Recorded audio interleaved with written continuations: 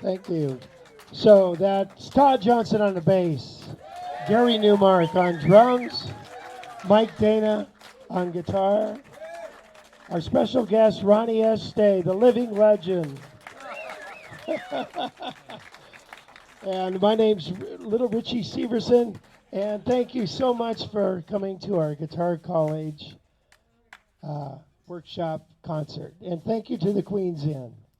We'll see you next year. How you been? I've been good. How about you guys? I miss you already. It's been days. Days, hours even. I'm counting the hours. But Yeah. It's, camp's always great. I'm always ready to get home, and then I'm home about 3 days. I'm ready to go back. Mm-hmm. Yeah. Yep. It goes by so quick. It's like, I can't believe how quick it goes. And it gets faster every year. Yeah. And it's smoother. The camp is smoother every year, don't you think? Just we all know what we're doing, and which is kind of a switch. Yeah, kind of weird. Yeah. I first off want to say, hey, Matt, what a pleasure it is that you two guys decide to show up every year. Really, I'm really blessed to have you guys there because I really don't have to do much then. You guys just handle it. Well, for me, it's a real treat. I've been one of the 3 guitar faculty for several years now, and it's always fun. And then as a guitarist, it's great for me to hang out with Rich, obviously, but also whoever that third person is. And this year it was Ron Eshte, which was a super treat for me and probably for Todd too, because you guys go back super far. Yeah.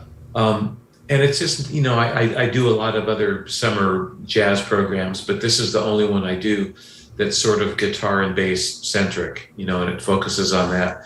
And there's just something really cool about hanging out with like 40 like-minded individuals, and everybody's kind of on the same road, but at different places. And the camaraderie and the hang and the playing is really great. It's a super nice week in my year. Yeah. We've seen a lot of these guys, especially me and Todd, for decades, maybe. They keep coming back. And what a glutton for punishment. Yeah. But they keep coming back, and gosh, it's like going to a family reunion or something. And then we get to hang out and talk guitars, and you get to see their growth, which I think is really phenomenal. The growth. Yeah, I've noticed that over the years, and it seems like it's almost like an infusion. People go for the 51 weeks out of the year, and then for this 1 week, it's this super intense infusion of new tunes and new techniques and new ideas. And then ideally, the students have, almost a whole year to absorb and digest and put all that stuff into practice. So it's a great week. Yeah, it sure is. So there's our C group there, and so gosh, we have 7 guys or 6, 7 guys in that group. They can't see what you're looking at, by the way. Oh, they can't? No. Who can't? Mike and Todd? Yeah. Okay. All right. So, yeah, there's a picture of the C group there, and we're looking at them, and they're all busy playing. But, those guys like Kirby and Pat Evans. Pat Evans has made a lot of strides over the years, and it's crazy because he started playing very late in life, like he was 70 or 72, 73, something like that. Oh. Isn't that crazy? So most all of our students are guys that used to play. Oh, there's Kirby and Ron Eshte in the party room. You guys can't see them, but I can tell you about them. By the way, Todd, tell them about the party room. The Koopman room, famous in legend and song, and the Echo camp where we're at, and it's nice after a long day of real intense study and work and focus. It's hard to focus for 12 hours a day. It's kind of tough on us old guys, but it's great. And when we're all done, then we put everything down and we can go to the Koopman room. We can have an adult beverage and a snack and just relax and stare or talk or have a cigar or whatever it takes. Just kind of relax and I think the hardest I laugh all year, every year, is one of the nights in the Koopman room. Yeah. My favorite being of all time, and it's a shame we didn't get it on. Somebody didn't film it, but when I did. No, you didn't film this one. This was a few years ago, and Rich, you were telling a joke about a guy and singing tunes, and Mike, you had some ukulele or something, and you were providing the soundtrack to the whole thing, and there was just a room of grown men crying. We were laughing so hard. And about 30 seconds left in the joke, I realized Randy Whiting had the video camera in his hand the whole time and never turned it on, and he was like, why didn't I record it? Funniest thing I ever saw in my life. It was great. Yeah. But I wish I remember what we did. It's nice because we work real hard, and then we relax real hard, and then we pass out, and we get 6-7 hours sleep, and we get up and we do it all over again. I mean, it's a great week. One of my friends asked me yesterday at the gym. He said, "So how was your trip?" And I said, "Well, it was inspiring and exhausting all at the same time." But what a great worthwhile investment. It's a really fun time. One of the things that I thought was really cool this year is the performance on Thursday night, which was exactly a week ago. Yeah.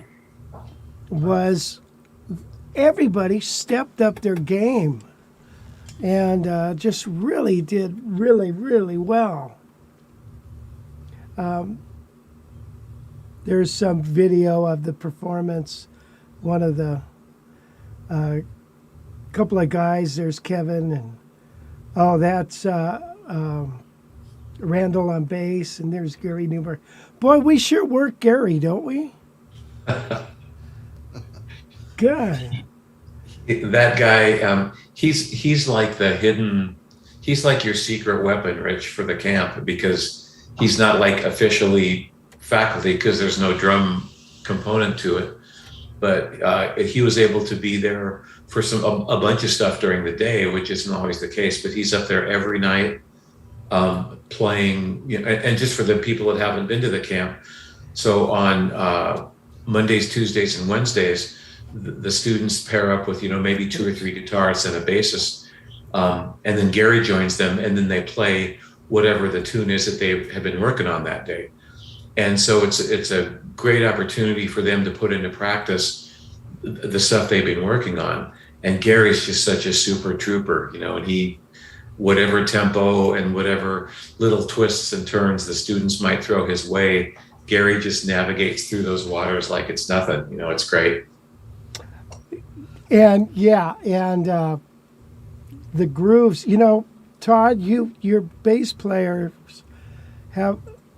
they're all so talented, and you've really drilled in to them playing the right notes, playing the groove, and boy, that has been really a blessing when you get Gary and some of Todd's students playing, and that, geez, what a groove, good grief. Well, yeah, it's really nice because for a lot of people, Gary's going to be by far and above the greatest drummer they're ever going to get to work with. And to work with a top shelf drummer like Gary is a big deal for everyone. It's a big deal for you and I and Mike, I suspect, still at this point. Oh, And it's one of those things where everybody should get to fly first class at least once in their life. Everybody should get to sit in the pod and have their feet massaged in the champagne and the really top-notch food. And every musician should get to play with a top-notch professional drummer. So it's one thing nowadays we can play with the band and the boxes and the iReal Pros and drum machines and all kinds of cool stuff. But there's no substitute for a real musician that plays as well as Gary does, and there's just all the little unspoken things, the human musical cues that Gary plays that we can't get the machines to do yet, and so I make a real point of everybody to pay attention to that. And I'd like to add one thing. The group that I had this year was above and beyond the best overall the best prepared group. Had a couple individuals had some business things come up, and they didn't have massive preparation time. Everybody else came in; they could play all 6 of the tunes. Yeah, and it was really cool. We made up band in the box play-alongs, and we took the bass part out, and they could play along and do the thing. And the first thing I would do when I would start teaching a tune, I said, "Fellas, let's start with the end in mind. Let's just play the intro and the melody together," and we would all do it, and everybody knew the tune. 3/4 of the guys had the material memorized. They weren't really reading the music, and it was nice. Everyone was so prepared that now, the car is painted. Now all we've got to do is polish it the rest of the week, And it was really nice. We could get into some of the inside baseball on some of the little things that go from just notes to music, and so it was, as a teacher, it was really a privilege to have people who were that invested and worked that hard to prepare. So I got to teach some stuff I normally don't get to teach. And so it was a great time. They were super prepared. You did an excellent job getting them ready. They did the work. It's easy. I can present them every year we present material to them, and it doesn't always get prepared. They did the work. All I did was put it in front of them. Yeah. So kudos. And for the folks that might be watching that haven't made it to one of the camps yet, Rich and Todd, I guess both, did a really great job of picking 6 or 7 tunes, whatever it was, that are, some of them are, a little bit more accessible. Some of them are a little bit trickier. So whatever level group that the student might be in, they had music that, it was challenging for them, but it wasn't over their head. It was something that they could work on and get. And then there are also tunes that have a lot of cool things in them. So as one of the teachers, like Have You Met Miss Jones, for instance, is a great tune, but the bridge has got a couple of left turns in it, and so it's a chance for me as a teacher to really kind of take those students hopefully to another level in the bridge of that tune. But all the tunes have something kind of cool about them, and they're all tunes that you hear on recordings, and people call them at jam sessions. So it's not like we're playing some weird, like we're not playing an original of one of ours that nobody's ever heard before. And I think that's a really good bonus, that everything we're doing is based on tunes that people know. Yeah, that format took us a while to get onto because but now I think we have the format down, that all the jazz ideas and the chord shapes and all that good stuff and the bass lines can be found within a song. And then those songs, those changes exist in all the other jazz songs you're ever going to play. So, not verbatim, but they're bits and pieces. So I think they can walk away with something real cool. Yeah. One of the things that I thought was real special is we had the A group doing rhythm changes. Rhythm changes are kind of funny, when the chords are cool and a lot of alterations, you can play in B flat scale and everything's fine. But if you want to blow through the changes, you really got to know what you're doing. And I felt the guys were stepping up to that, and I could hear between just what, they were able to do a couple things that we had showed them during the day, and they got up and did it. It's crazy. Yeah, anytime you can learn something that day and apply it at night, that's a gift from above, man. Yeah.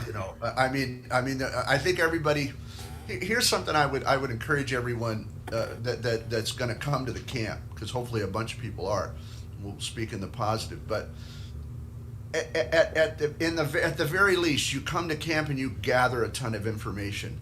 As Tommy Tedesco said, you fill your wheelbarrow full of music and you take it home and you work on it, But there's always some gems that you can go, wow, that's cool, and then that are almost always applicable. That's a big word for me. Good job. And you can apply it immediately. Yeah. And so being able to learn something and play it that night is a big deal. That's a big victory, and it's nice that we all get to see that in various stages for everyone, at night. So for a teacher, that's one of our big rewards. So yeah, Russell Reno, Lee, Donnelly, they did a couple things that I showed them the afternoon. It was like, wow. And it was kind of cool, So, and then I noticed, the first night when the students get up there, the very first night, everybody's nervous, and we always say, if you can play in front of this group, a group of your peers and teachers, you can play anywhere. And So, but when they get up that first night, there's no doubt about it, the nerves set in. But do you guys notice, like on Thursday night, when now they're playing out in the public, we're still there, but we're at a winery playing. Boy, they just pulled it right together. I didn't see the big nerves like we did in the first night. And Yeah. that was nice to see. And and I noticed that too. In fact, I can't remember the guy's name, but there's somebody whose friend said, "Hey, so and so, this is the first time they'd ever played in public ever," and it was it wasn't the Thursday night; it was one of the nights before, and I just thought that was really cool. And then the other thing that Rich Charlie. mentioned, Charlie. Yeah. And Rich mentioned that we played this gig at the winery, so probably everybody's familiar with Yosemite National Park. So just on the southern end of that is where this sort of a camp retreat kind of place is. And it's just really pretty, and it's right there in the mountains. And then the gig on Thursday night is at a winery that's in the little town that's just a couple miles down the road from where the camp is. And it's just such a nice vibe. And winery gigs are always fun, and people are super relaxed, and it's a beautiful place. And a couple folks had their families there with them, or their spouse and a kid or something, and it was just really cool. There's a lot of beauty around there, in addition to what we're doing at the camp during the day and in the evening. That's really nice. Yeah. Yeah, and the facility that we have is just a knockout facility. And like Martin, he comes there, and every day he's out walking and stuff. And he just loves it. He gets outside, and he goes exploring and stuff. This is before, I don't know how he does it. I don't know when he sleeps. That's before we even have breakfast and all that. So... he really enjoys that. Yeah. I'm not as ambitious as that. There's always next year, Rich. Yeah, I like to just my exercise was dealt with trying to dodge the duck poop on the sidewalks. Yeah. and some of those you had to high jump over, those swans. It was a high jump deal, so. Yeah. Oh, there's Charlie right there. That guy, you guys don't see him. Guy in the blue shirt. Aaron cracked me up, Todd. He was a younger guy, probably the youngest in your group, right? Yeah, by far. And but he was so excited, and he played with the teachers. And I think you were saying, I think that was a life-changing experience. I think it was. I mean, the way he was, again, getting to fly first class. He never got to do that. He got to play with arguably three of the best guitar players you're ever going to play with in your life at any one time, period. I mean, that's what it is. And so for a young kid who's self-taught, who finally... he's learning the educational side and getting a little deeper past the jam band level, and to get up there and play with you guys and have some success and to feel that playing with the three of you and Gary, and man, that's I'm spoiled. I get to do that with you guys every night, but for the guys to do that, especially, I call him a kid. I think he's 30. He's he could be our son. You know what he said? He said, it's like being in a room with all my grandpas, with the rest of my bass players, because we're all around 60, and we were all like, oh yeah, that's right. We're all 30 years older than you are. There he is. There, we're showing a picture of him. Wes got that video up. Yeah. And I think he told Gail, he said, well, I've never played jazz before. He says, I'm going to go home and get in a jazz band, because he was playing funk or whatever he plays. I don't know. And boy, he just really enjoyed it. And yeah, he's all fired up to to increase study and learn more about harmony and theory or harmony and tyranny, and you know, get his ears straining together and all that stuff. You know, and learning tunes. He's really fired up about it. So I'm excited to see what's in store for him. Yeah, you know, most of our students have a similar background, like most guitar players. They started off playing Beatles and Rolling Stones and the Cream and Jimi Hendrix and all that blues stuff, and then after a while, they heard some jazz guitar. Maybe we heard it a little earlier in life than they did, and now it's like, wow, this looks like fun, and I can improvise and stuff, and I don't have to wear spandex and jump around the stage and all that stuff. I can sit out and just play my guitar, make music, you know. So I think that's where most of the guys are. They've been through the bands, except for a couple guys, you know.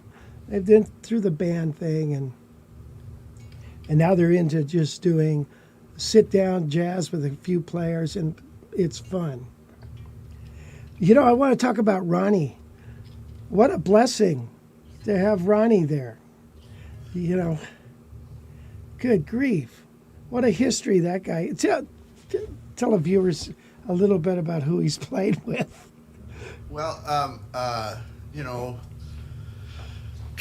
well, I know he's played with, you know, Dizzy Gillespie, Sarah Vaughan, Ella Fitzgerald.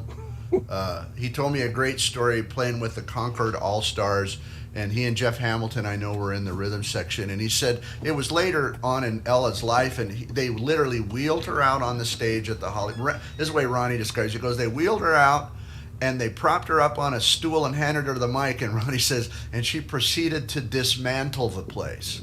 You know, and she just came out and killed everybody. And you know, so he's Diana Krall, I remember, you know, he's recorded with her. I saw him on the Tonight Show with her. You know, of course, Ray Brown took him under his wing a long time ago and had him on the Merv Griffin Show and the LA4 and traveling with you know, Ray Brown and Milt Jackson and Mickey Roker. I've heard a bunch of those board tapes from those trips and all that kind of stuff. And all the organ players, all the Joey G. Francescos and Groove Holmes and Jack McDuff and you know, all the. I mean, it's just it's kind of. It just goes on and on and on and on. It's mind-boggling. You know, where a lot of other guys have done a lot more of the pop stuff, you know. Right. But Ronnie has just played jazz. Yeah. Well, I know when he was a kid, he played rock and roll and stuff. Sure. But once he got the jazz bug, I mean, it was jazz all the way for decades and decades and decades and decades. And what a wealth of knowledge, and just to even be in his presence.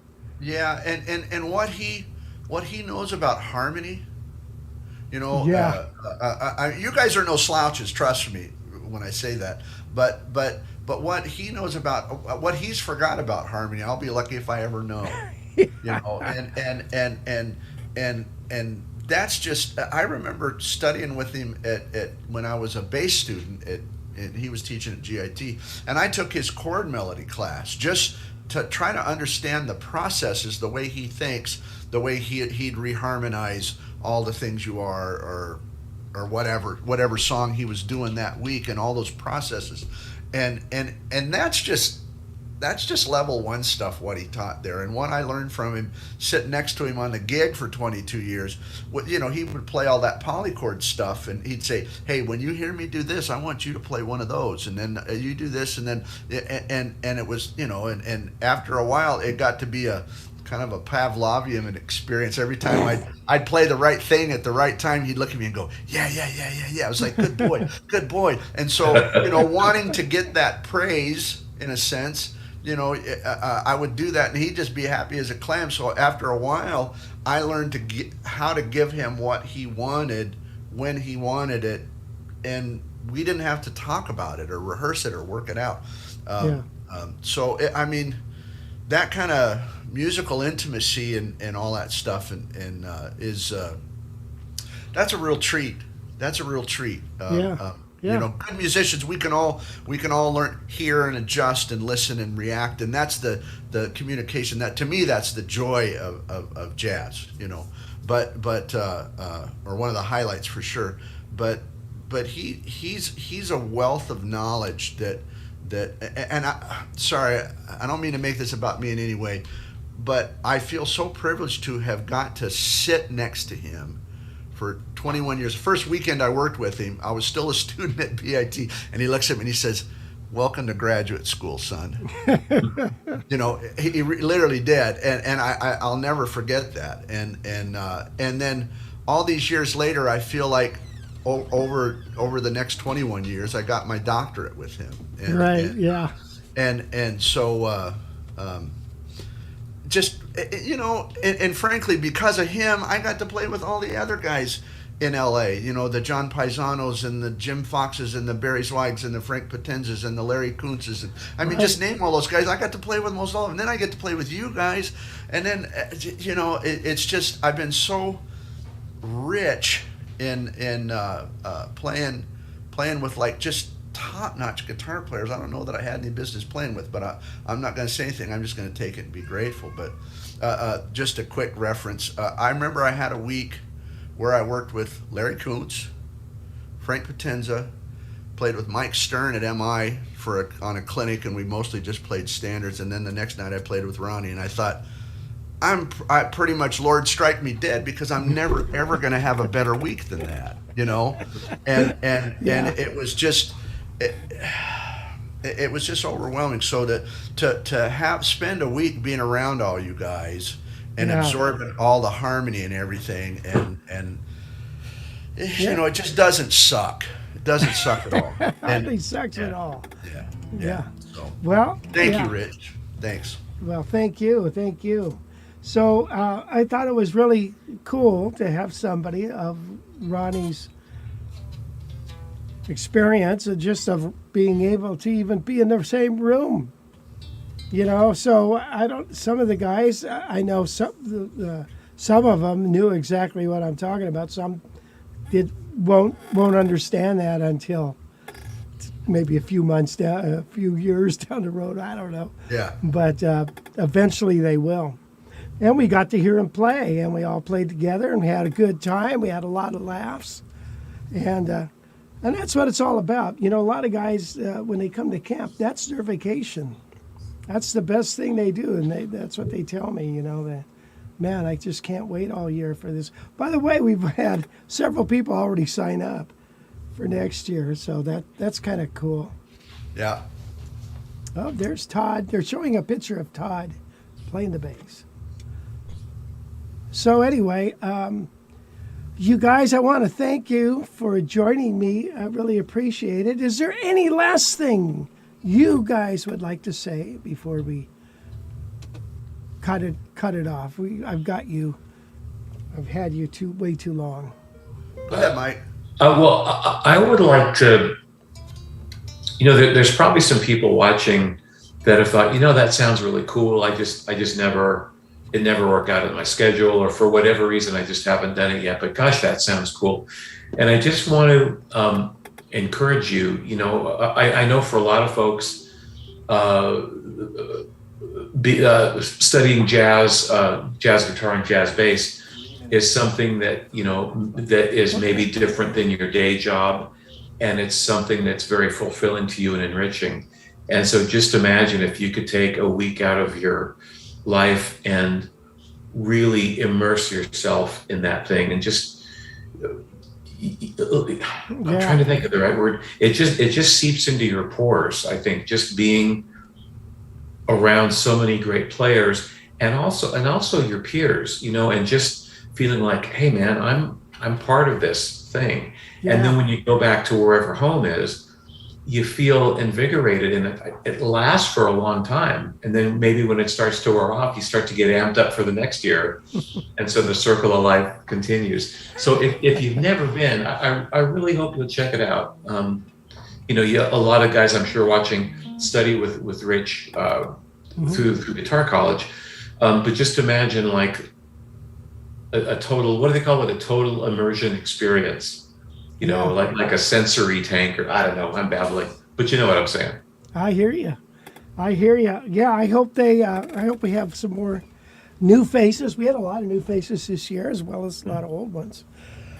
So we got to wrap it up. I guess we're going to get cut off in a second. So again, you guys are really a blessing to me.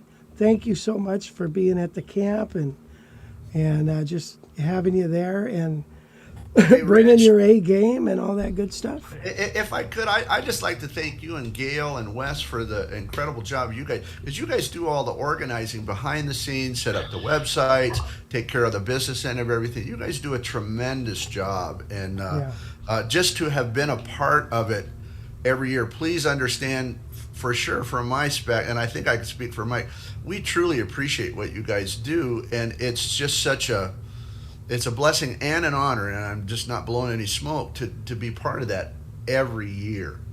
And it's something that it's a target on the wall and something to shoot for and keep striving for. And we talk about how to improve the camp every year. So I mean, just special thanks to you and Gail and Wes especially for everything. So thanks. Well, look at you guys. We'll see you next year with a brand new show. Okay, cool. Thanks again for joining me. I guess you're Anytime. kicking us off. See you, Bye-bye. Richie. Bye. See you, Mike. See you later, Todd. Bye, Rich. Bye, everybody. Bye.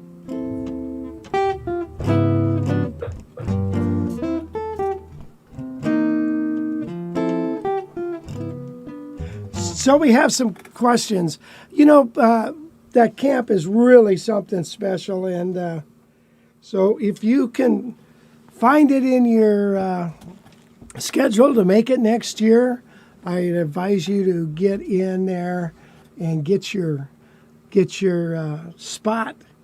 Put down your $200 down payments to secure your spot, and you'll have the time of your life. And you know what I tell the guys? As soon as they walk in the door, the very first thing that we say, it's something Quincy Jones said to all the artists in We Are the World. He said, leave your ego at the door. And the same is true with the camp. Leave your ego at home. And I'm not talking, nobody comes in there thinking, oh man, I'm so great. Wait till they hear me. It's the ego that says, I don't belong here. Man, I suck. I'm terrible. I don't know this. I don't know that. That guy, that's the guy to leave at home, because we're all part of the same thing. We've all been, Ron Estee, Mike Dana played exactly like you do right now, except they moved on. So everybody, we all know where everybody's been and where they're at. Just musically, you can tell when they play. And so you leave that ego at home. Just come to have some fun and learn, spend some time, spend all day with your guitar. By the way, the food there is fantastic. We had wonderful food. So anyway. Hi, Rich here again. I just wanted to say thanks for checking out my videos. If you like it, hit the thumbs up button. And if you haven't already, please subscribe to my channel and sign up for those notifications so you can see all the cool guitar videos we put out each week. If you want more lessons right now, I have hundreds of them at guitarcollegelibrary.com. Check out our low-price monthly streaming memberships. And if you want to learn jazz, check out my course, Jazz Guitar Improv. I take beginner jazz players and get them playing awesome solos on the fly. You'll see the link for the JGI course in the description below. Hey, thanks again for watching my channel. We'll see you again real soon with a new video.